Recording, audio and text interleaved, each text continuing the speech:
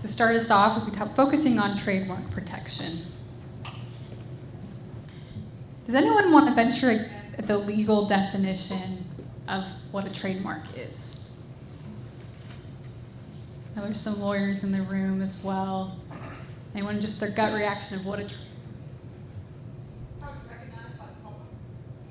Someone said something that's recognized by the public. Excellent. Anyone can develop a trademark, but there are certain steps that are required to get that trademark protected at the federal level. And having a federal trademark registration grants you additional benefits that having just a use of a trademark will. The advantage of a federally registered trademark is that it puts your flag in the ground as having a nationwide priority to using that trademark. U.S. trademark law is use-based. So you're free to use a mark in your own area, but once someone has established federal priority for that trademark, you can't grow outside of the areas where you've used it historically. And once you achieve your registration, it prevents future users from using your trademark without your authorization. If you're a franchise company that's maybe started in the Northeast and you've grown regionally, the advantage of a federally registered trademark is that if you get protection in Arizona, New Mexico, California without ever having a unit there. That's also really important in a digital age. 30 years ago, people were probably just most familiar with the brands that were in their communities or that were nationally advertised. But today, any brand is basically 3 clicks away on Google. So if people are searching for your mark, you want to be the company that they find, and you want to own that protection for your brand. Once you do all the work to obtain your federal registration, there are things you have to do to preserve those rights and benefits. And those are the things we're going to be focusing on today. The first is to maintain use of the same mark with the same goods and services. You need to renew it timely at the 5, 10, 20, and thereafter marks with up-to-date specimens showing how you're actually using it. And you need to police the marketplace for infringing uses. That's a good point there on the infringing uses, is that, remember what she said earlier, that the purpose of trademark law is to protect the consumer so that when they go and buy Heinz ketchup, that it actually is Heinz ketchup in the bottle and not Hunt's ketchup. So if you're not policing your mark, then it can go generic. So you think of escalator and elevator, and there's lots of things that used to be trademarks that aren't trademarks anymore because they didn't police them. The first step is, because U.S. law is use-based, once you hold yourself out there as having a protection for certain goods and services, you need to continue to deliver those same goods and services if you want those continued protections for them. So our friends at Chick-fil-A are great branders. I pulled examples from their trademark registrations to kind of talk about. It's very small. I realize you probably can't see it. But they've got trademark registrations for their logo that protects chicken breasts, chicken sandwiches, chicken salad, so on and so forth. Because they've registered these marks for these specific goods, they want to protect their mark with those goods. They need to continue to use them. They need to sell those in those stores.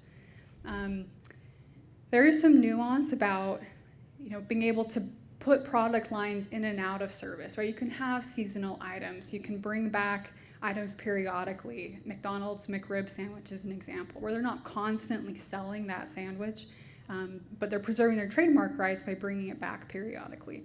So there's nuance there, but in general, if you want to protect it, you have to keep using it. If you don't, then when you go to renew the trademark, you need to take off those goods and services from what you're claiming protection for. So again, looking at Chick-fil-A's example, the text on the second entry that is bracketed indicates that they've stopped claiming protection for the Chick-fil-A mark to sell pickles and peanut oil. They might use those products in their restaurant services, but they're not publicly selling Chick-fil-A branded peanut oil to the consumer anymore. And so they don't have that as part of their protected IP. The next thing is, so we've talked about the same goods and services, but what about the same trademark? These are examples of rebrands that have happened in the past 3 to 5 years or so. And in each instance, the second logo to the right would arguably be viewed as a different mark requiring a different registration at the USPTO. So it's important that your marketing teams are aware of what your actual trademarks are and that they're using them strategically.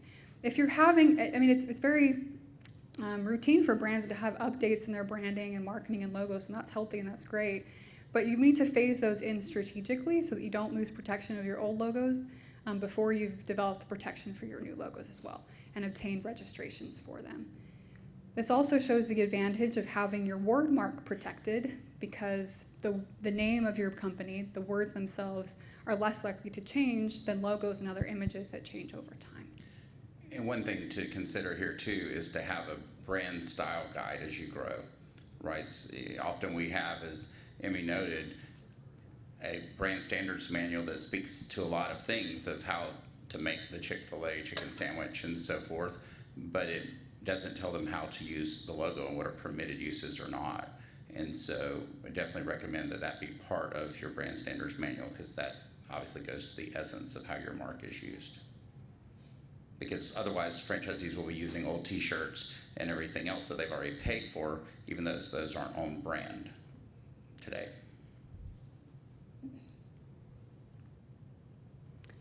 So I recognize a lot of folks in the room are with emerging brands, and you might not have an unlimited IP budget. But as you get more resources, it's important to think about building out your IP portfolio, including trademark registrations. As Ritchie mentioned, your IP is a critical asset that you own as a franchisor in particular. So make sure your main word mark and logo are protected, your supplementary words and logos. Going back to the example here, there's a trend to simplify logos over time. With the Android mark here, they've kind of developed this individual logo now with just the robot head. Other companies like the Nike Swish or the Microsoft Windows box design. If you're increasingly using those abbreviated forms of logos, you might as well get a trademark for them, protect the icons individually. You can develop trademarks for your primary product and service lines. You can even protect one-time initiatives because it prevents your competition from using them. So again, Chick-fil-A's example of their breakfast menu and marketing, that didn't last forever. This is no longer an active mark for Chick-fil-A AM, but it was something that they used for a substantial amount of time and they protected it with the federal trademark registration. And then of course, as your marks change with time, look to make sure that you're protecting them. As you're thinking about new marks, we encourage you to be strategic in the marks that you pick. This is a continuum that shows strong to weak trademarks. So what is a strong trademark? What is its advantage over a weak trademark? Well, if it's really strong, chances are you're going to be able to get it registered without as much delay or without any pushback from the USPTO or other parties. And then it makes it so much easier to police it thereafter because the common person who's starting a business in their small community isn't going to think to use the same name. Strong marks include fanciful marks that are invented words. So Exxon, Pepsi, Google did not exist as words before they were company names. Arbitrary marks are existing words, but they don't have any immediate connection to the goods and services. So Apple computers, Nike shoes, Amazon books do not have an inherent connection to those words that are using to describe the company. As you go down the line, it gets a little more blurry as to where a trademark really fits. So suggestive and descriptive can sometimes be really, really close together. But suggestive marks are those that have a link to the goods and services with the words that are in the mark. And descriptive just simply describe the goods and services that you're doing. So American Airlines, UPS, United Parcel Services are weak marks because they're very, very descriptive of the goods and services that the company is offering. And it's important to note, the bottom two, generic and descriptive, you cannot get a trademark registration for, right? I can't get a trademark registration for hamburger, right? So, because that is a word in the English language, that's a generic. The trick with some marketing professionals is helping them understand that there's a difference between descriptive and suggestive, right? And because again, that line of where the registration goes through those two there. Yeah, and we understand that there's a lot of pressure to have descriptive and suggestive marks because you want people to easily understand what you do and you want to be Googleable. You want your brand to come up when people type in Italian restaurant, if that's what you do. But there's some contrary pressures here to also want to build a distinctive brand. So what happens then if you don't take the efforts to police your trademarks? Meaning, when we say that, we mean stop infringers from using your marks and putting money towards stopping them if you have to. As Ritchie mentioned, the result is that your mark becomes generic. It becomes just the word that people use to describe your goods and services rather than standing for the company behind them. The trademark case of the year is the Taco John's and Taco Bell dispute over the phrase Taco Tuesday. How many of you have seen a restaurant other than Taco John's that has used the phrase Taco Tuesday? We're getting like at least 80% of the hands in the room, and probably 100%. So Taco John's owned the trademark registration for the phrase Taco Tuesday in almost every state in the United States. I owned the mark since about the 80s. And Taco Bell filed a cancellation of that trademark registration earlier this year, meaning that Taco John's would no longer have federal protection for the phrase Taco Tuesday. Taco Bell won, meaning Taco John's was not able or invested enough time and resources in being able to protect its mark. So that's a cancellation proceeding that's like through the United States Trademark Office. But the same thing can happen if you're facing a lawsuit. So if you're Taco John's and you maybe are not threatened by a couple of mom and pop taco shops using the phrase Taco Tuesday in their marketing, but you would be very frustrated if your direct competitor Taco Bell started using it and you owned that mark. If you then went to sue Taco Bell, Taco Bell's response would be, okay, but what about all these other mom and pop restaurants that you have not stopped from using the phrase Taco Tuesday? It goes both ways. So that's a weakness if you're gonna go to try to enforce your marks later, is if you haven't been active in policing them before that point. Finally, in your FDDs, in item 13, there are discussions about the IP that you own and what you do to police your marks, including your knowledge of infringing uses or prior uses. We want to help you cultivate disclosures that are accurate and that show that you're actively defending your brand. And also, besides using litigation as a great PR stunt, in the case of this for Taco Bell, that I'm sure they got way more coverage than they would have gotten by spending the equivalent money on NBC.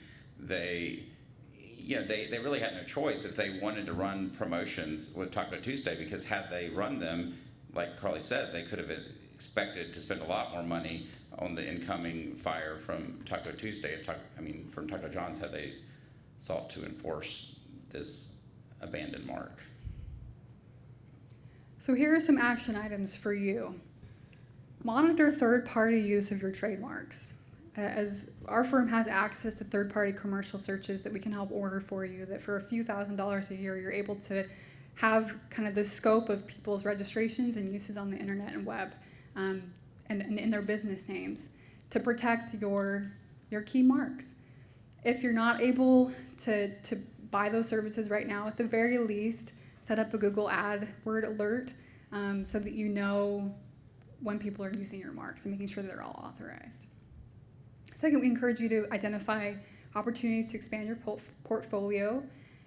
If you want to keep a registration, make sure you're using it properly with the same goods and services and in the same way. Be prepared to exert force against infringers, because the longer you wait to take action, the weaker your claims become.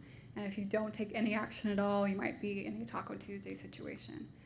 And finally, another learning from the Taco Tuesday example is do not obtain a registration for something you're not willing to pay to protect. So even though you're looking to expand your IP portfolio, if there's something that you'd really be okay with a competitor using, or some, again, mom and pop restaurant way down the road that's different than you, if you're not willing to fight them for it, then maybe you shouldn't be taking a registration for it. We're going to finish with the golden rule, which is if you're going to want other people to respect your IP, make sure you're doing the same. So if you're using your vendor marks as part of the goods and services in your business operations, make sure that you have the proper authorization to do so. Similarly, as you get into just commercial contracts, and especially sponsorship marketing, make sure that there's a chain that shows how IP is being licensed properly. Just because you see it being done on social media does not mean that it's a correct use of IP. Copyrighted images in memes, for example, are things we've encountered this year.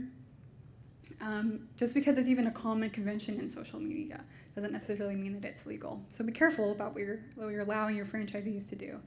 And you can use your competitors' trademarks in comparative advertising, but if you do so, there are rules about doing it properly, so talk to us.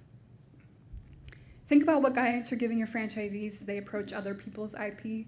And then if you're approving franchisee marketing and you're approving them to use items that are not respecting the IP of others, that's a bad precedent to set, and let's change those practices and get into better habits. And sometimes on this point, it may be as simple as sending a letter to the owner and asking permission to be able to use it in advance for some kind of limited promotion if there's an event or something that's going on.